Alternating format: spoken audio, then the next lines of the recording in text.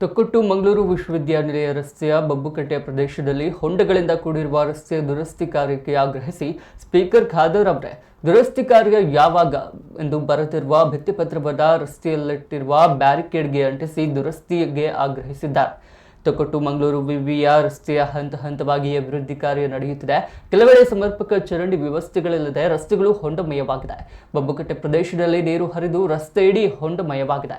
ಮಳೆಗಾಲ ಮುಗಿದ್ರೂ ಹೊಂಡ ಮುಚ್ಚುವ ಕಾರ್ಯಕ್ಕೆ ಗುತ್ತಿಗೆದಾರರು ಮುಂದಾಗಿಲ್ಲ. 1 ವರ್ಷದೊಳಗೆ ರಸ್ತೆ ಹದಗೆಟ್ಟಿರುವುದರ ಹಿಂದೆ ಎಷ್ಟು ಭ್ರಷ್ಟಾಚಾರ ನಡೆದಿದೆ ಅನ್ನುವುದನ್ನು ಭಿತ್ತಿಪತ್ರದಲ್ಲಿ ಬರೆದು ರಸ್ತೆ ಬದಿ ಇರಿಸಲಾಗಿದೆ.